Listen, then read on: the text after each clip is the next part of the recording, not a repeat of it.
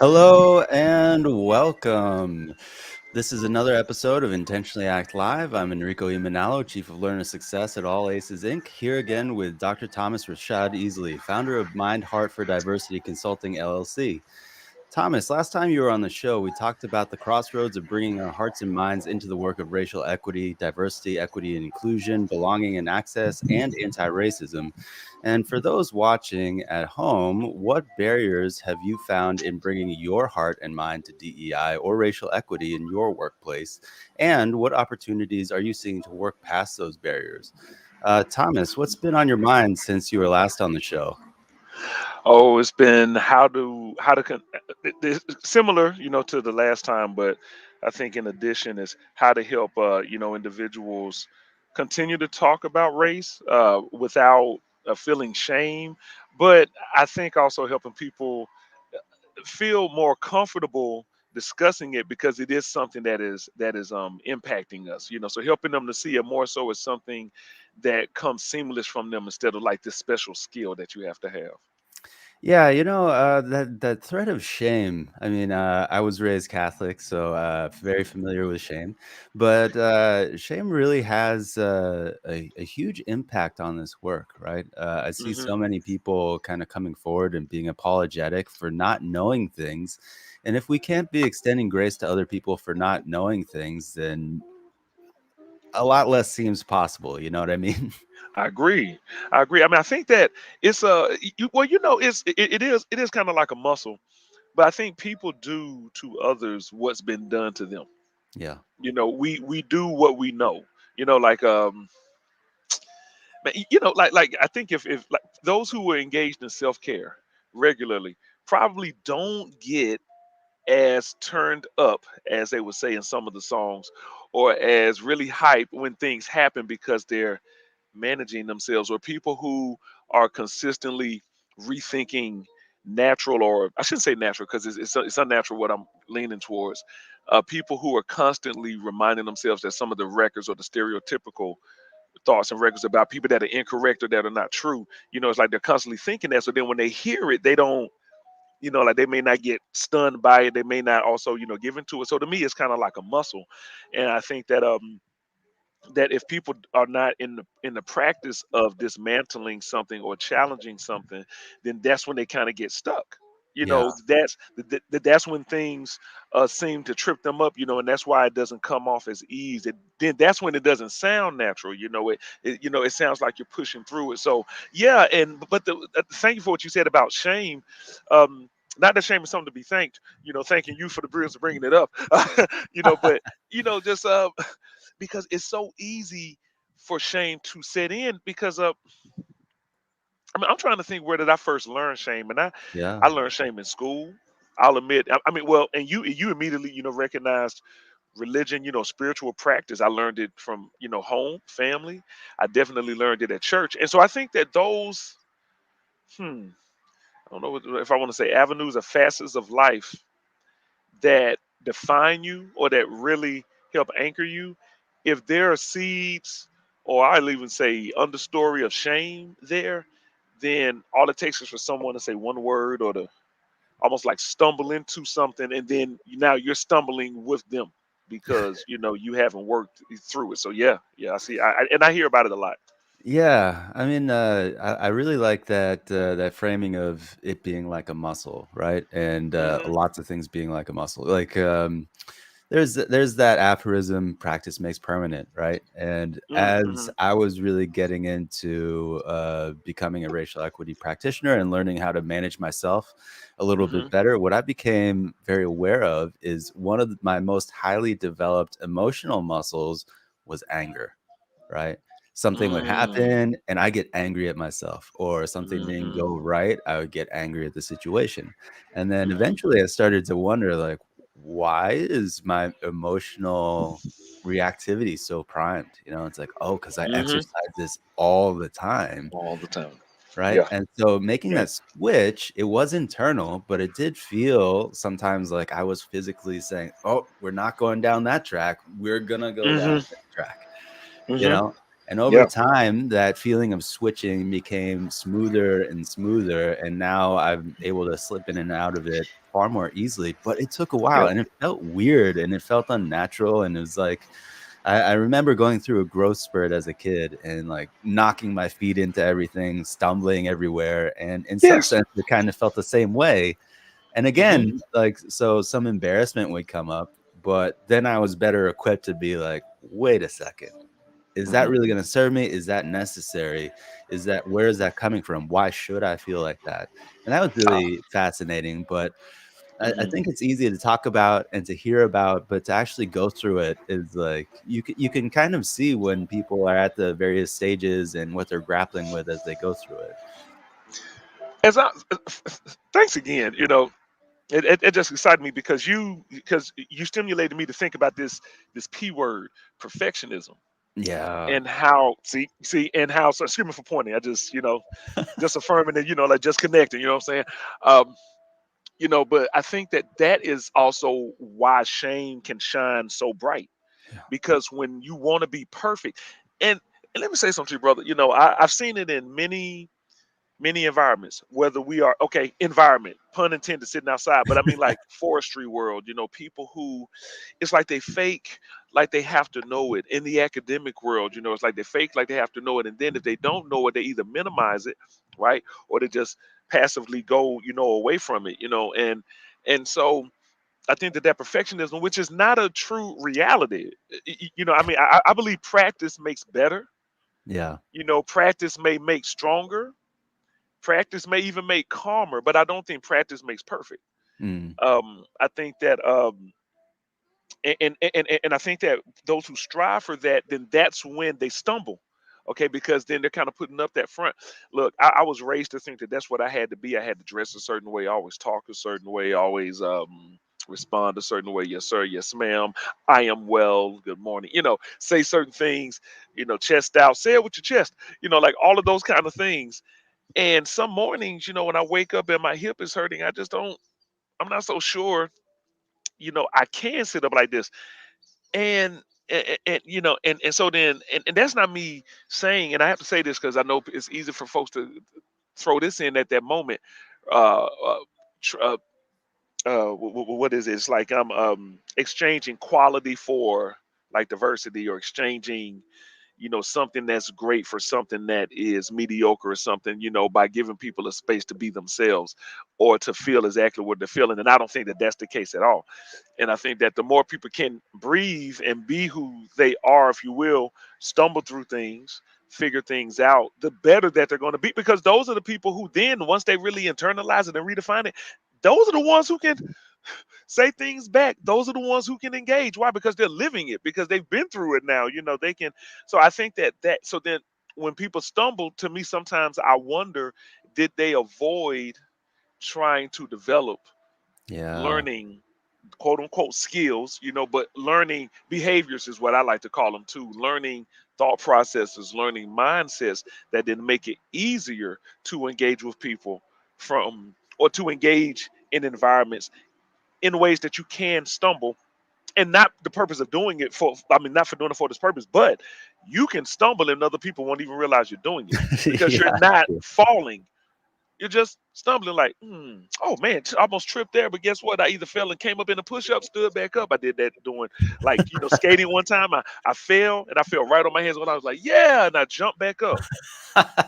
And the people watching were getting ready to laugh when I fell. But then they were like, oh, that's, in my opinion, that's what DEI experts that are comfortable with vulnerability, uh, you know, uh, professionals, who work in operations, who enjoy working with people, they're comfortable with the uncomfortable, you Yeah. know. So when things are happening, they're just moving, and then and other people are like, "Wow, Rico makes it look so easy," and it's like maybe in that moment it could be, or maybe it's just that he's been through this enough that he knows how to work with the person. Maybe he has a relationship with them, and he's trying to maintain it, or he's trying to keep it.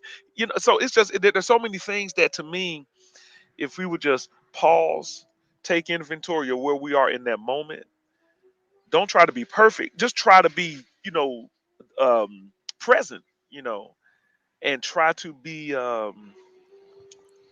hmm, I almost want to say they should say like when you interview, it's like pacing.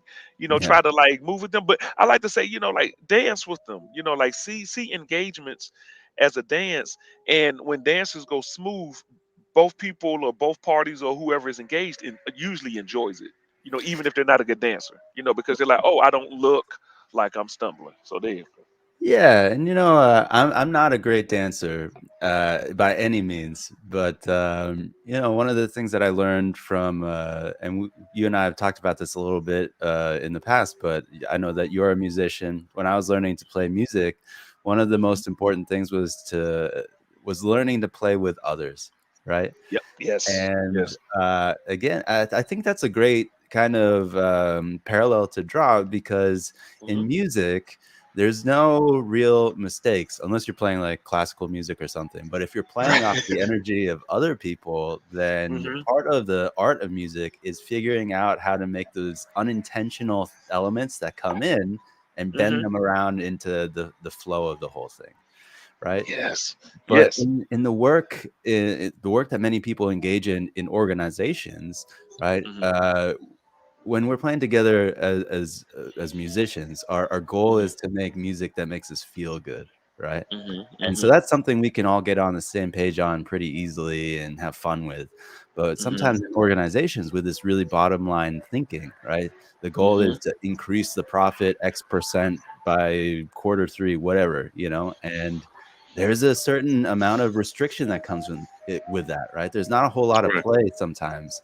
And so sometimes I feel like driving towards these goals that are very, very narrow and very strict, as Hmm. far as how success is defined, that really shapes Hmm. how we're able to interact with each other in organizations, or the signals that we pick up on how we are supposed to interact with each other. You know, I completely agree.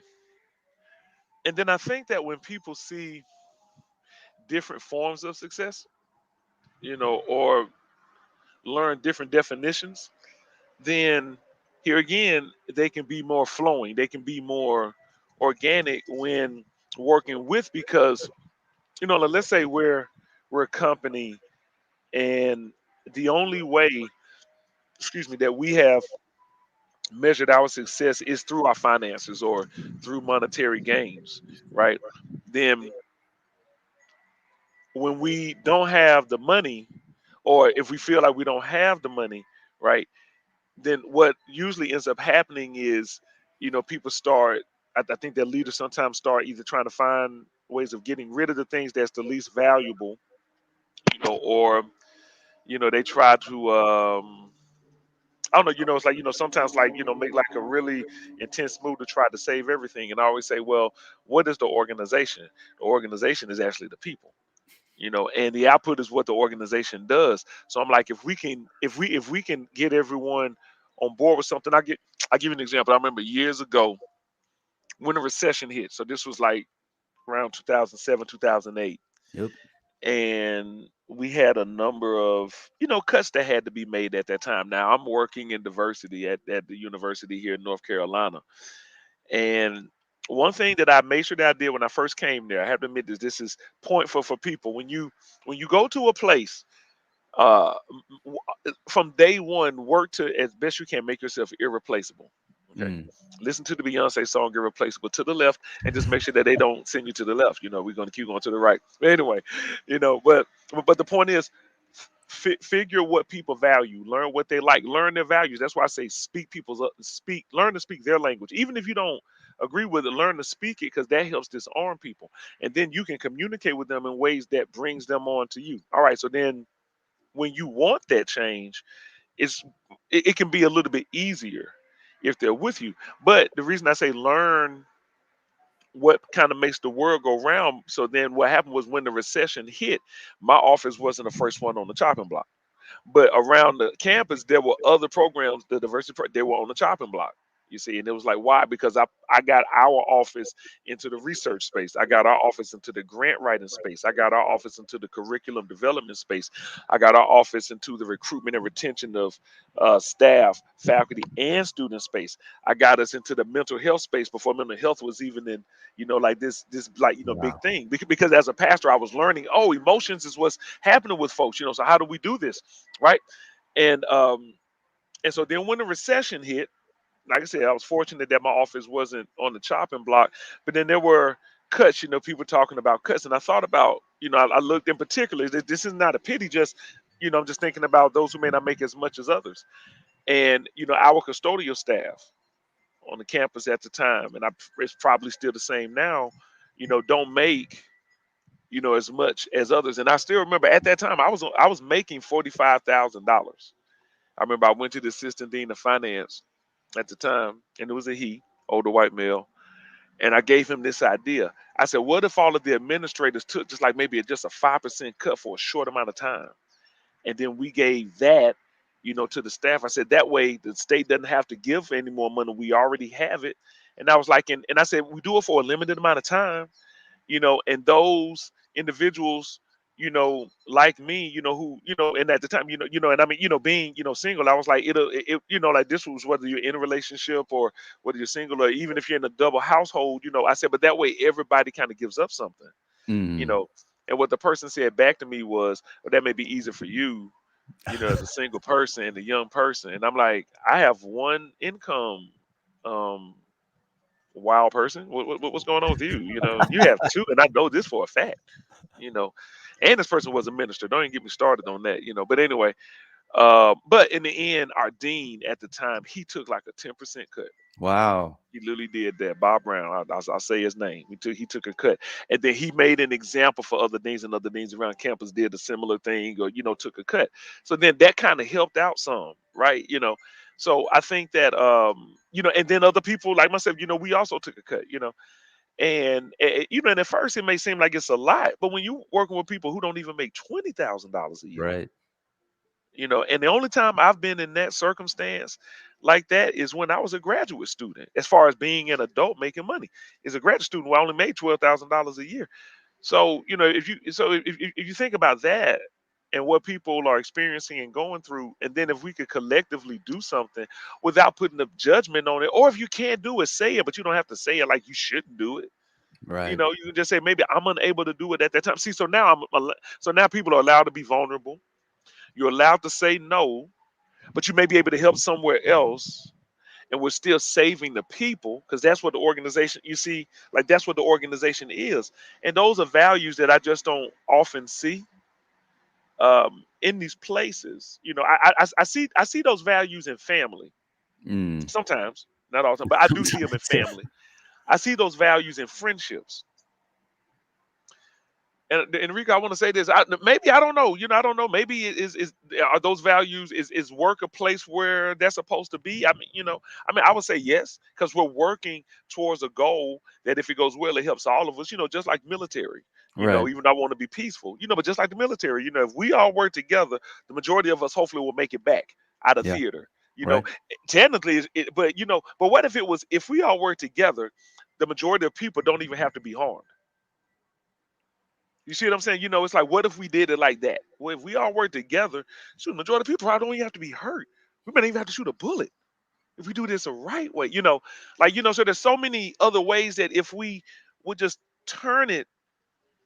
Now, this is what I'm not saying. I'm not saying when talking about racism, spin it in a positive way so Right. we can Right. talk about it. That's not where I'm going. See, that's the reason you have to do the work. So then when racism comes up, you can deal with it in the moment as it's happening. But I'm talking about working to not see me against you, us Mhm. against them. That's what I'm saying. And it's like, we over here to try to do this, but they want the same thing that we want. So what if we, and to me, that's what I do when I go to DE, when I do DEI workshops in places, just to say that, not to go off on it, but that's what I do is I work to try to unify the people, not try to get people in line to please management and make things. No, it's like, no, if we can all work together, then everybody will be pleased. More likely, everybody will be somewhat displeased at times too. But see, when everybody feels that, no one feels like you're getting over, and you see what I'm saying? Everyone's like, Yeah. man, we all took a loss here. See, Yeah. and to me, that's a different form of success. That's a different mindset to try to put yourself on the even playing level of field with people. You Yeah. know, A and I hundred don't think that that's percent. taught everywhere. Yeah, as we're talking here, it strikes me that so I was an ESL teacher for a while, and I started off my Mm, career in that field working with kids.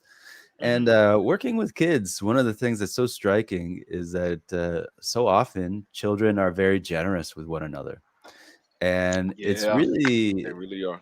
kind of heartbreaking because you can see them learning these behaviors, right? All of a sudden, some small child will get the idea, oh, if I have this, other people can't have this, and that can go Mhm, different ways, right? mhm, But I certainly remember my nephews just very not even knowing a kid, picking up a toy, running over to share it with them, whether or not they wanted mhm, it or not. And mhm, that's something we see in so many children. And at some point along the way, they learn this thing where, okay, there's this idea of a zero sum game, or they start comparing against one another, and then mhm. all this, all that I don't know, it's probably too far to call it neurotic, but like all that mental stuff starts to come in and build up. And one of the things that I've been saying to myself over and over again for a while now is comparison is the thief of joy, right? So in my field Whoa! of conflict resolution, Comparison is the sometimes thief what of we talk joy. about is, like, relative deprivation, right? So, if I Mhm. see somebody getting an advantage, then I'm kinda like, "Ooh, why can't I have that advantage? That's not fair." But then Whew. that's a strange kinda calculus, you know? That right there is so. It is. I can't think of the word. It's like because it's. I don't want to always like say something is insidious, but see, I think okay. So the way that you described your nephews, right? I believe that it is a learned behavior, Mm, right? What they were doing naturally is what they were born to do. When they start doing this opposite thing, something's happening. Now, if they're learning, by a grading system, yeah. if they're learning, like, oh, if you do this, you get this. Okay, so then right there, they're learning cause and effect. They're learning power now. Oh, if I can make something happen, okay. So right there, I'm learning that. And then if you see someone being treated a certain way, maybe in a more positive or in a more nurturing or in a more loving way, especially at a time when you need it or you want it as a child, Yeah. then that tells you, oh man, what do I have to do to get that? Or, I'm mad I didn't get that. So now that abundance starts turning to scarcity, Mhm. and it starts early, and it's like, okay, well, if I have this, I better not share this with them because they're going to take it from me, and then once I get this person's attention, I better hoard it, I better keep it. Right. And so, I mean, I think that's why play is so important. Yeah. Actually, I mean, don't get me wrong. I'm all about activity, for the sake of learning a skill, for the sake of completing a task or something. But I really do think that children in particular, really need to be allowed to play because one play keeps your mind wide open because you're completely disarmed. It's like almost anything can come in right now. And if they can play in a safe environment, right, that play becomes a part of who they are. Like that play becomes something that they then want.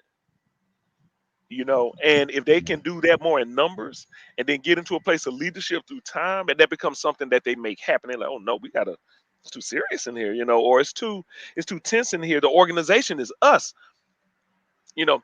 And what's so fascinating about someone who thinks like that? I'm trying to hear me out. Someone who's able to be kind of creative like that and who can think and play doesn't mind taking on challenges because they see it as opportunities. Right. And a person who can take it like that once you become an adult, if they really know how to lead people, they'll go even as far to turn a group of people against them to make the people come together because they know all I got to do is figure out the other way to make us all play again. See, Mhm. so they'll Mhm. make themselves the unifying point, even if they're the antagonist. for Hmm. the purpose of unifying everybody. Like, I know how to unify, because I know how to make everybody play together. You see what I'm saying? Because that's what we have to do. And to me, I'm just go here spiritual just for a quick moment, then I jump out as a pastor. That's what I used to always tell people when they say, man, have you ever seen God? And I was like, God, I think God can only look like when we're all together. I Mm. said, like, if when we're together in a multitude, fully in love, not harming or hurting each other. I said, I think that's when you can see God. Why? I say, because that's when you're the most ready to fall at your feet and to serve anybody at any time. Like, that's when you see it's like, it's like you're the most humble, you're the most free, you're the most open, you're the most unguarded, you see, but you're the most at that moment protecting everything else that's around you. You Hmm. see, because you have put yourself at the lowest point. Yeah. You see, and when you can do that, that's a leader that people want to follow. That's a lead, and still keep yourself in the forefront. That's a leader that people get behind because they see their value in them. They can look and go, "Oh man, he's here. They value me, man. They hear me. Wow, you know." And then they want to do it. See, and then it's great when people are doing something that you can show them how to do. Yeah. When you can tell them and see, and that's to me, that's why people. That's why I go back to the muscle again, right? Like how do you not, how do you not fake the perfectionism? How do you not struggle through the apology? How do you not fight through the uncertainty? How do you move or dance with the chaos? How do you? Wow, man, I need to put these on t-shirts. How do you? But it's just like how do you? As as Bruce Lee said, how do you basically become like water? How do you become Right. whatever you need to be at the moment, or whatever is needed of you in that moment in time? It takes practice. Yeah, Yeah. and I can definitely see how humility plays into that, right? Because Hmm. adaptation on its own is hard. It's stressful, Hmm. right? Yep. Uh, but sometimes people get used to adapting in a certain way, and then it makes adapting in other ways difficult. So the challenge Yep. I see is really to stay at that level of being adaptable. And Humbleness. again, I think that's where Hmm. play comes in, right? And so Hmm. one of the things that I noticed working with kids is that their games evolve on the fly in the moment, often without verbal Hmm. communication, right? And so this is frustrating for adults. We're always we need plans, we need rules, we need regulations, we need timetables. But what does this do? This really restricts us from Wow. playing. And the thing about getting restricted from playing is frustrating, right? If you ever tell a Right. kid not to play, they're just thinking about when they can get off the clock so that they can play, They can play. Yes. right? I was just seeing my niece over the break, and she's brilliant. She she thinks in numbers like I do. I Hmm. think in numbers like I just see like I think numbers and letters. Like it's just I try not to calculate, but I can't help it a lot of times. It's like I try because I don't want people to think that I'm sizing them up because that's not what I'm doing. But I always think with the end in mind. And for me, the end is sometimes a matter of numbers, not time, but Mm. numbers. Like where are we going to be in this moment? Will Enrico feel better when he leaves my presence than when he came in? And what can I do to ensure that that happens? How many times can I stop myself from talking so I don't overtalk? So that's how I think. She's the same way, and she's only 5, and she has a lot of energy. Last time I saw her, she wasn't walking or running. This time she Wow. was doing both. Her hair wasn't even as long as it was. It was like, whoa, so smart. And her mom and dad, her dad was my college roommate. Wow. So yeah, my first year college roommate. So we've been family for like 20, 25, well, a quarter century now, basically. Wow. And so I come in, Uncle Thomas is here, and she knows who I am. I didn't even know she knew who I was. So she knew who I was, and she wanted to just play and talk to me about something. Well, the parents are dealing with this all the time, right?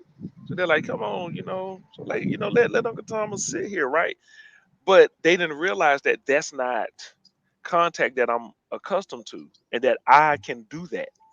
So I was Right. like, and I played with her the whole 2 hours I was there. I mean, I played with her so long it made me late to my next gig where I had to get over to South Carolina because I was like, mm-mm, mm-mm. Because I know something about her and children because as she played, I was just listening to the things that she was saying. And when she took a break and she went, to the bathroom, mom took her away, and I asked her dad, I was like, hey, Does she ever talk? I said, when she was a baby, did she ever talk to you about things that you were like, she's not supposed to know that? And he said, yeah, she would say things sometimes, like I chose you. And I was like, I said, now in the natural world, I said that sounds wild. I know. I said, but in the supernatural, or I said in a child's world, that doesn't. And I said that's why in certain practices, especially in indigenous communities, I should say, when babies are born, they always say put the babies with the grandparents. Yeah. Because they say that the babies have messages that the grandparents need because their time is coming up. You see, and then the grandparents have messages for the babies to help them mature, like in this time, because their bodies are almost in similar states. One body is trying to develop, the other one is kind of devolving now, the other one's Yeah, kind yeah. of, changing.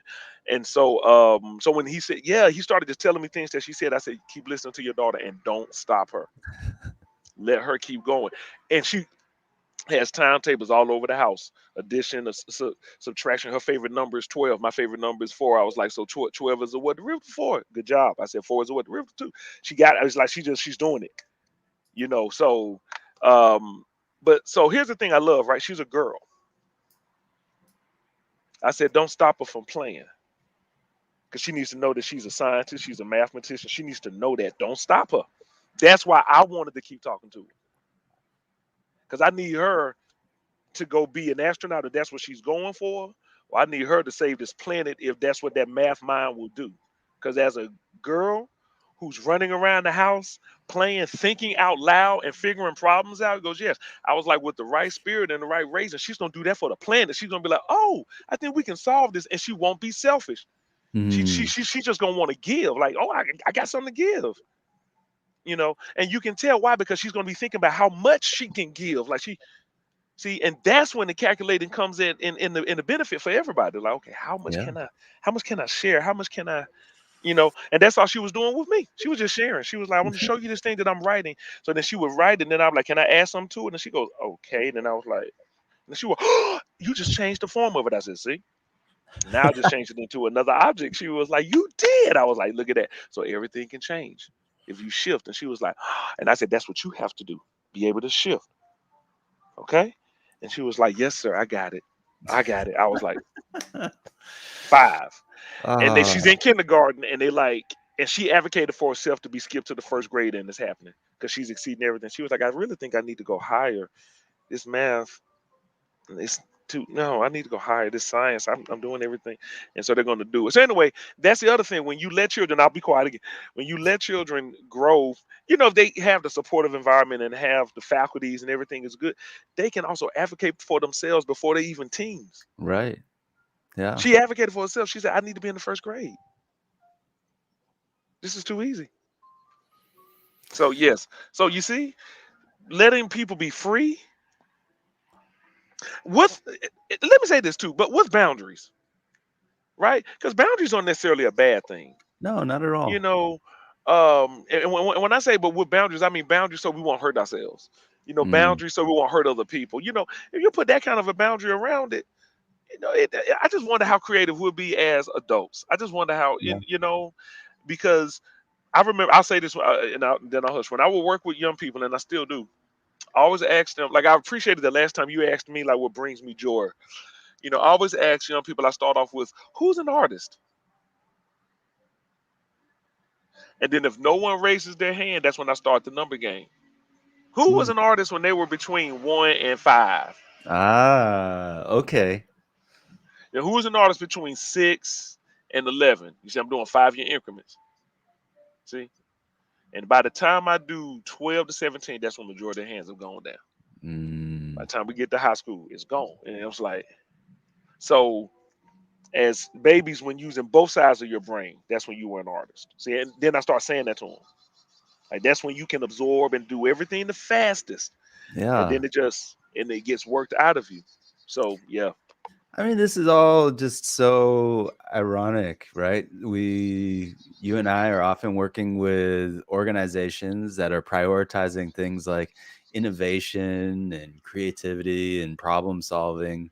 But the whole pipeline is set up not to create people that are creative, that are free, that are adaptable, that are resilient, that right, know their own value and how they can contribute. It becomes Right. this, no, you don't know, we'll tell you.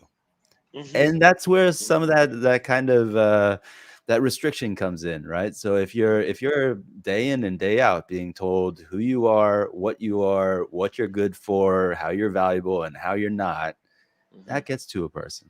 And we see it all the time. We see it expressed all the time in people that go to work, they come back, they make dinner, watch TV, and go to sleep, and are up at night wondering, is this everything?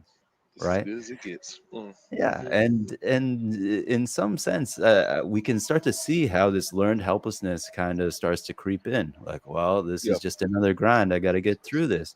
Yep. Racism sounds terrible, but what can I Mm. really do about it?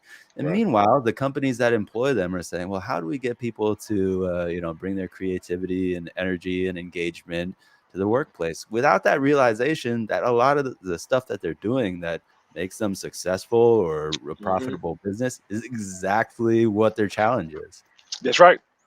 I always tell people that if you when you become self-aware, you'll start to see when you're standing in your own way. And many of the companies, they don't know it because they don't realize that some of just the way that you operate is you standing in your own way. That's why you can't get the thing that you want or the Yeah. thing that you think should happen. I'm like, because it doesn't coalesce. Like, you want people to be free in a restricted environment, huh? You Okay. want people to bring their best when they are not. It's kind of like saying like they're not paid to bring their best. They're Yeah. paid to do a task. You see, like I'm paying you. Think about that. I'm Yeah. paying you to do a task. I'm not paying you to do your best. Well, but not just paying you to do a task. I'm Hmm. paying you to do the task as efficiently as possible for as low Hmm. as I can get away with. All Come on these now. office supplies, this horrible neon lighting and what have you, this is Hmm. all cost effective, right? Hmm. You Hmm. can't have the best and be cost effective. I mean, I guess you can, but it doesn't predispose the venture towards the Mm. best. Yeah, no, I think. Well, see, I think you can be cost effective in spurts. See, Yeah. it's like bringing, okay, like say like, okay, we want our company, like, okay, we want our company to be very diverse. So here's the thing. This is why I say having strategies and having agendas is good for a couple of reasons. You can hold yourself accountable and you can communicate about what you're doing. And Mm, then you can pause when you need to, maybe and go, wait, okay, have we accomplished this? So then we can go to the next level. So that's, I like saying 3 to 5 years for doing an initiative because it gives you time to put something in place. Get there, right. pause. Okay, let's look and see what have we done. But when you just constantly want to be number one, when you constantly want to be on the top, you just keep going and going and going. We're just going to keep going. And it's like, whoa, whoa, whoa, whoa, whoa. Wait, how do we know what works? Yeah. How do we know, if we're actually reaching our goals? How do we know if all we're doing is just running in the windmill, just like a hamster, just, we're just running. And so companies are not also accustomed to slowing down. Now, Mm, companies are not accustomed to stopping. It's just like living in a city that never sleeps. It's like, I mean, and I'm not trying to put any in a place like that down, but I'm saying us as human beings, we're not supposed to exist like that. We're mm. supposed to take a break.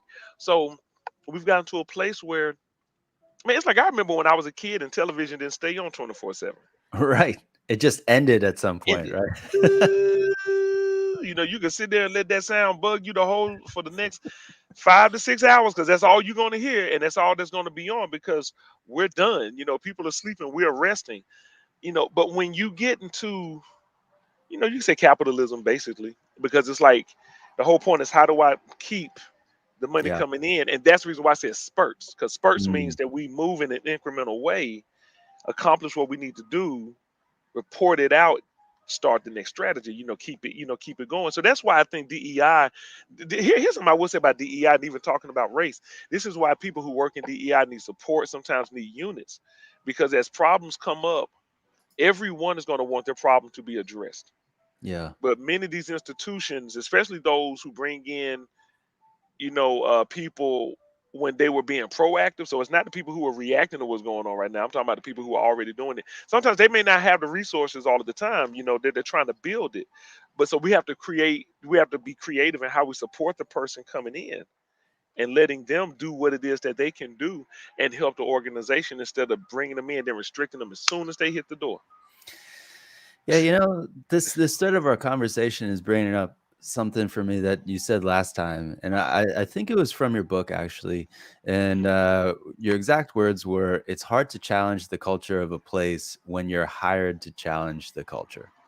Right? Right, And right. so we're seeing that right now. There's this boom of DEI, DEIB, whatever you want to call it, in Mhm, organizations.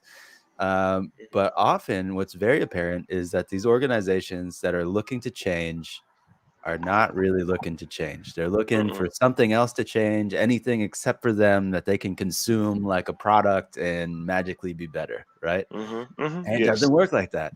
No. But you see so many of these roles out there, right? Like, oh, looking for a chief diversity officer. You'll be doing Mhm. the work of 21 people with, like, and See. compensated at the rate of half of one single person, and Whew, nobody's gonna thank you ever. So come no. on down, Right, the price is wrong. you know, it's like Fat Joe says he's one of my favorite hip hop artists. Today's price is not yesterday's price. He always says that. But anyway, so I like bringing up pop culture these days to break the monotony of bringing up academic research all of the time because that's what I'm always accustomed to doing. But yeah, yeah, that to me that is the normal trend to bring people in which for a low cost, which then shows how you value it, and how you really appreciate it, which it really is true. It does, unless you don't have the resources, and then that's when I say, well, then don't do that. yeah. Do something else. Like, don't bring somebody in, basically, because what you're really doing. See, what I say is, you're bringing DEI professionals in to clean up your mess. Hmm. Hmm. And that's basically what you're doing. You're bringing them in to clean up your mess. But what they do is they do it in a way that they bring the person in, so then the blame of the mess can fall on them. Oh yeah. Do you see? So we can leave it to them. Why? Because if this thing falls apart, who's ever the head who brought them in, they're going to still be there. Whoever the perpetrators are, the negative stuff that's happening, they're still going to be there. And then the person who's brought in to try to deal with this and to try to help with it, is now the victim, and they're kicked out or they're burnt out, and they're leaving. And this, and see, this is why I say I think that these positions should either be advisory, or there should be an understanding that this is an advisor to whoever is in charge, because people are going to need guidance, guidance in what to say. People, see, I think that leaders think that, see, if we're not careful, DEI will be used for merely compliance. And that's Right. how they think about it federally in a lot of ways. Hmm. It's all Hmm. about compliance. So, how do let's bring in this diversity professional or expert to help get the workers in line. Yeah. Because see, that's what a lot of times they do. It's like, okay, since that's where the issues are happening, so we think, or that's the only place that is happening, let's bring somebody in to work with them. You see, and while they're working with them, and that them is usually the lowest paid, that them is usually the ones who are not heard, the who don't, those are usually the ones who don't feel respected, who don't feel valued. Okay, so then what's the DEI professional supposed to do? Help them feel better for being treated like crap? Right. No, a true DEI professional is going to, DEIA or DEIAJ, is going to go in and they're going to help them see the cracks within the organization and help them understand why they're experiencing what they're experiencing. Hmm. And then they're Hmm. going to try to give them either the tools or skills or mechanisms that they need to operate a certain way so they can empower themselves to be in that organization. Okay, now a self-empowered person, you can't lock down for too long. You see, a person who knows how to galvanize with other people, for the purpose of doing something for all of us, you can't shut them down too long. You see, because now they're going to figure it out. A person who now can create their own, it's almost like create their own reality and then get other people to rally around it. That's a leader. You can't block them too long. See? And so then they now become the people who challenge the structure. That's why I tell leaders when they want to do DEIA training, I say you need to be a part of it too. Because Yeah. if you don't know what they're learning, yes, they're going to make your life soon really rough. Why? Because they're going to be talking about things that you don't know, and it's really all you had to do was be present. All you had to do is be in the room instead of exercise within the anti DEIAJ way you do by bringing someone in and you not being there.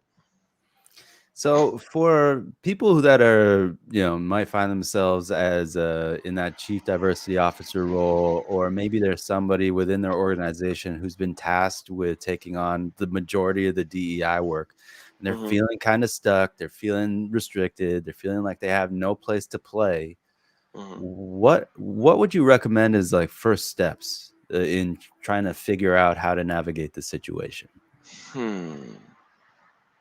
Well, first things first, I always say figure out what are other people's, especially the leadership parameters of success. Make sure you understand that first. See, to me, that's the most important thing to me. Learn what they think is successful. Mm, Learn how to speak their language. Learn how to talk like them. Just learn it. I'm telling you. I didn't say acculturate.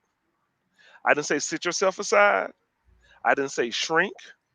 I didn't say minimize yourself. I said learn. Basically, go in there to understand first. mm-hmm, Go understand. Like, let me figure all of this out now, because while you're doing that and you're conveying to them that that's what you're doing, you're already usually disarming them right from the gate, because you're giving them something and then you're teaching them something at the same time. So then the other thing that every DEI professional should understand is that everything you're doing is teaching. If you're really the secure person that I think that some people always try to say that I am, when you go into a place, you treat the place like they're your guest. You don't go mm, in acting like you're the guest. You go in treating them like they're yours. So that means you know how to boost someone's ego. You know how to tear it down. You basically know how to do it because you're in control of yourself, emotionally, mentally, physically. This is why you have to stay healthy.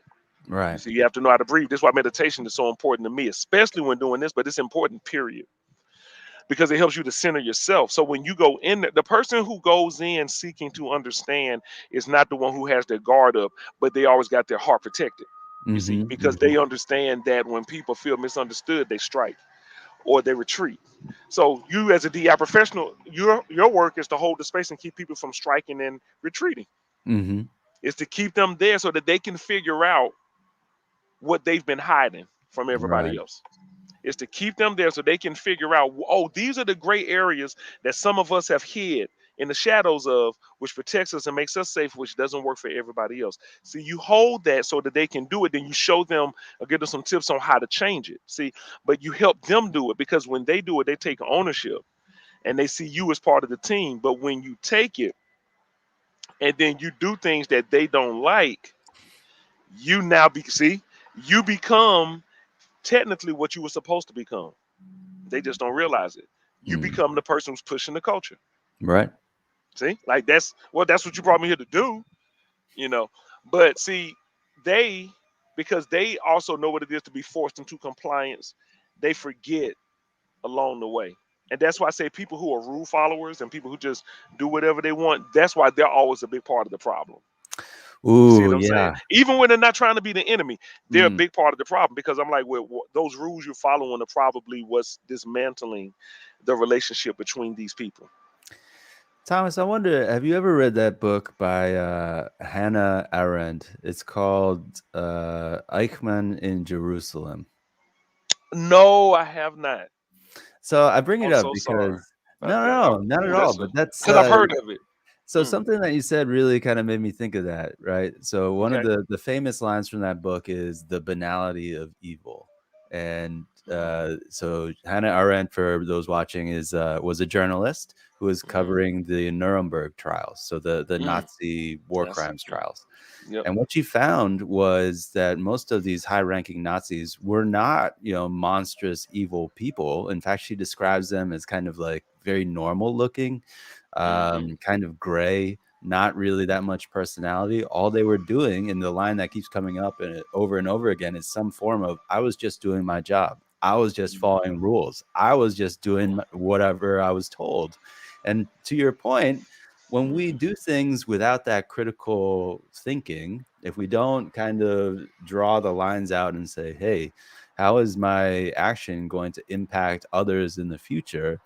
Then Yes. very quickly we see why people can shrug off things like racism, right? Well, it Hmm. wasn't me. It's like, yeah, it wasn't you It wasn't directly, you. perhaps, Right. but were you doing things that prop up the whole system because they were easy, convenient, and known to you? Mm. Yeah. And you know what? Hmm. For that matter, me too, sometimes. Yes, All of us sometimes. likewise. That's right. And so I think there's this fundamental lack of recognition about the energy that it can take to be disruptive, right? To help us to Hmm. not act in those ways. And Hmm. people will work to kind of dismiss these things, right? So let's take Hmm. pronouns, for example. Oh, these Hmm. are just words. They don't, whatever. But like, these are just words. That line always gets to me because much of the world that we inhabit is built on words, right? Exactly. Some that's how we know where we are. They, it's and then when someone says you're being dismissive, and then they go, I what? And and I'm like, you know, I was doing something the other day. I was getting a group of people ready for a workshop that I'm going to do, and I was walking them through some guidelines, just to help set the tone. Yeah. And I usually have six, some like take space, make space, respect confidentiality, share your lessons, don't share the details of people's stories and what people say, things like that. And then there's one where you acknowledge that there are people who are not in the room. Now, those who understand DEI, if what we're being brought in to do is true, then that means people are not in the room because there were things that were done that prevented people from being in the room. Sure. Meaning there were things that were done to communities to keep them from putting their eyes on this prize, saying that this is where I can be. This is a place for me. So, I say we acknowledge that there are people who are not here, and so we want to work to dismantle or reverse the cycles of oppression that have contributed to that.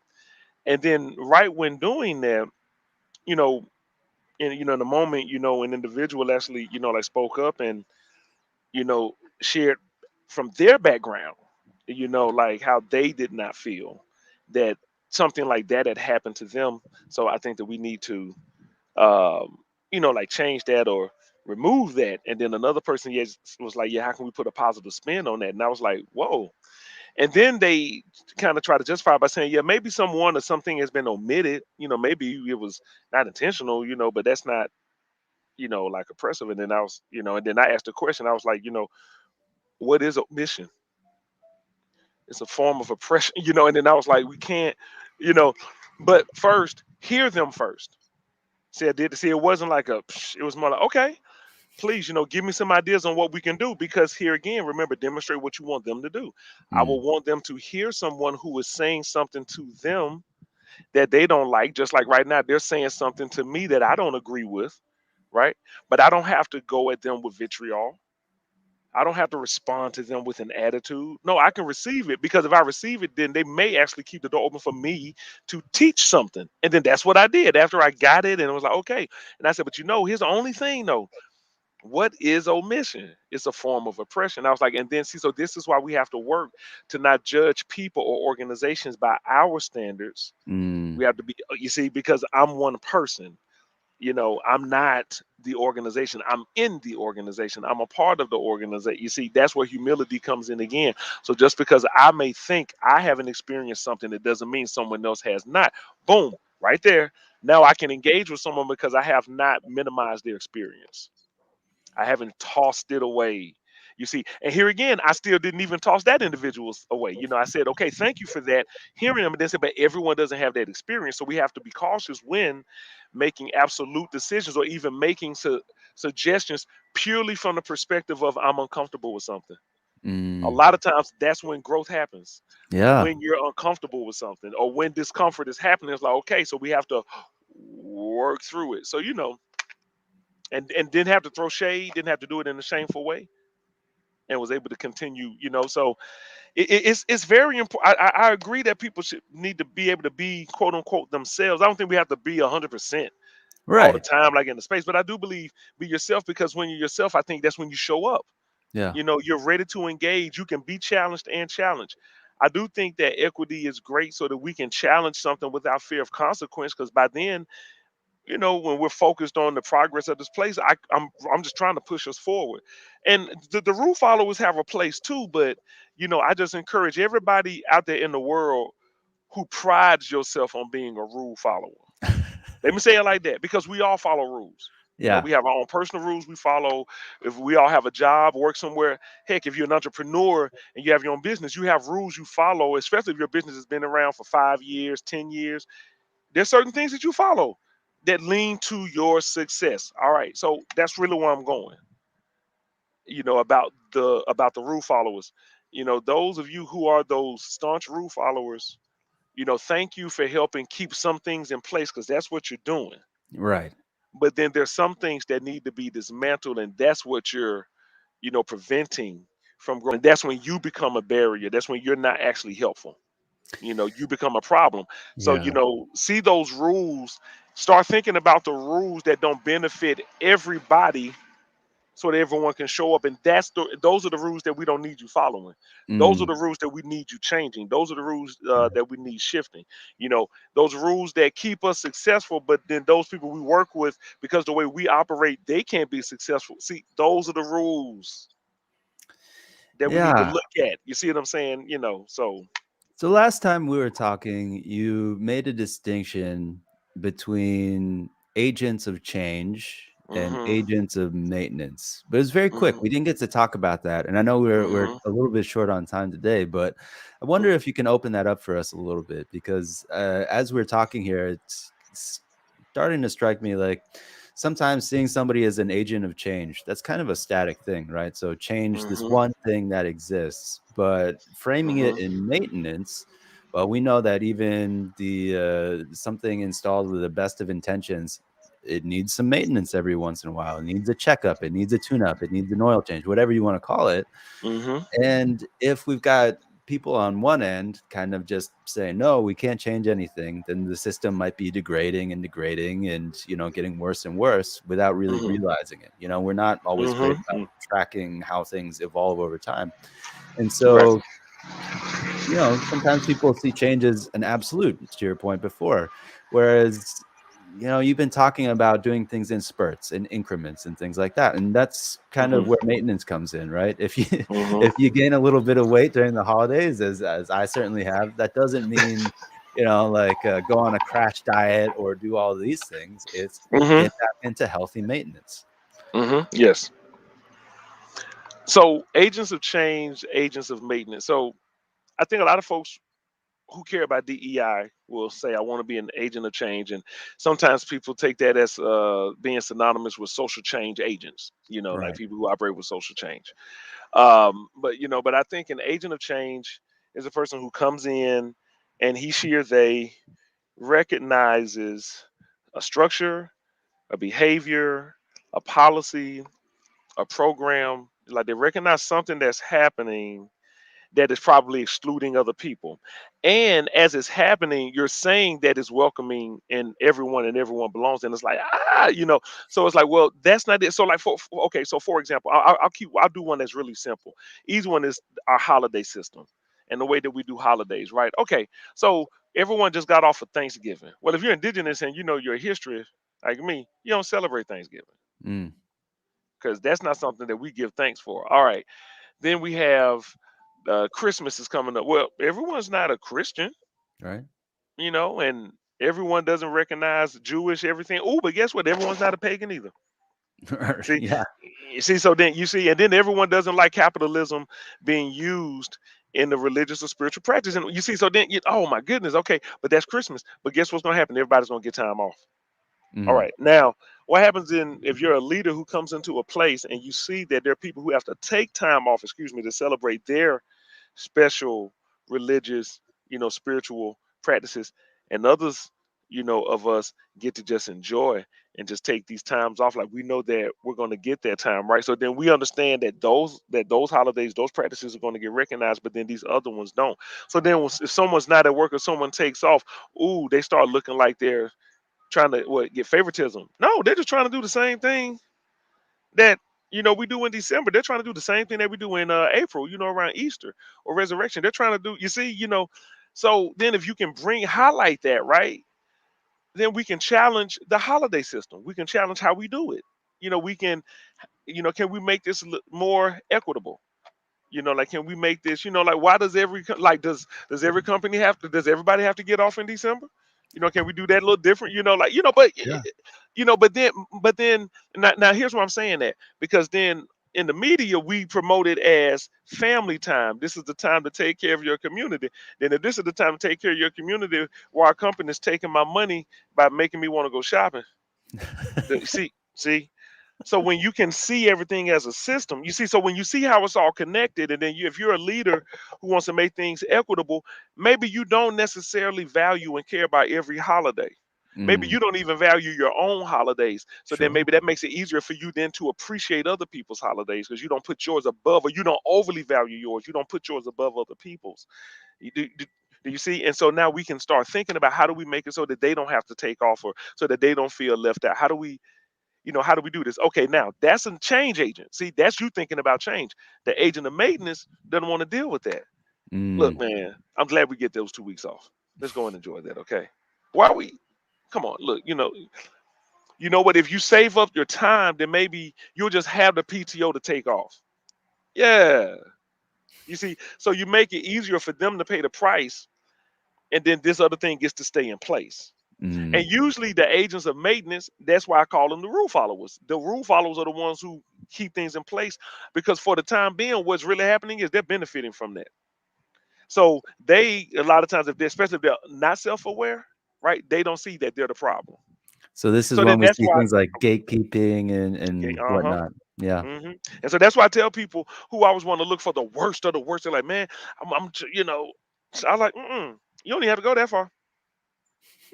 Just look for the just look at the rule followers. Like seriously, and the rule followers who are watching this is not me saying I don't like you, I don't appreciate you. That's not what I'm saying.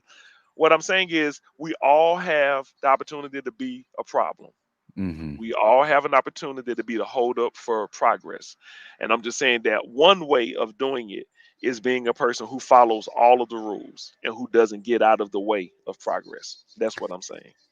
So to kind of recap the threads of our conversation today, we talked a lot about getting out of our own way, but Mhm. also if we're engaged in the work of DEI, if we've been hired to help drive cultural change, really learning about people's measures of success so we can see how they're getting in their own way as well. Mhm.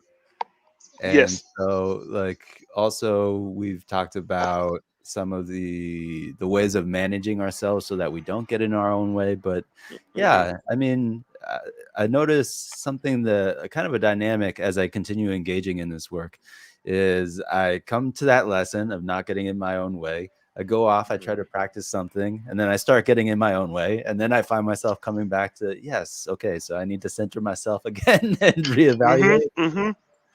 And far from being a treadmill, I really feel like this is a generative thing, right? So becoming Yes. more comfortable with it and engaging with others that are doing the same and drawing on their insights, creating community and building our strength. I know you have another thing to get to, Thomas. So any final thoughts Please. there? Yeah, yeah, I do. I'd like to do. I won't be able to quote it, but I want to paraphrase it.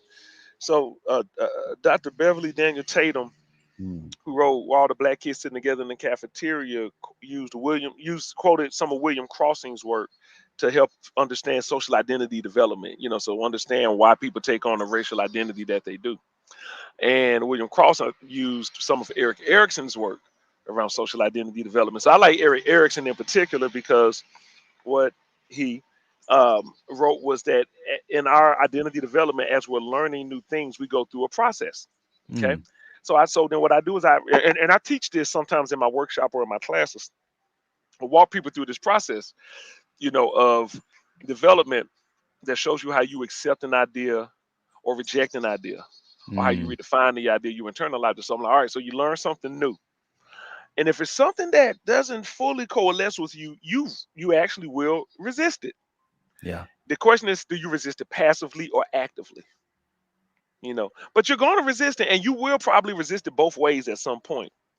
Then it makes a little bit more sense. Okay, now I start to accept it passively or actively, both, like now I'm accepting it. Then once you accept it, that's when you go and you immerse yourself. That's when you can get back to Dr. Tatum's work. See, because she started talking about immersion.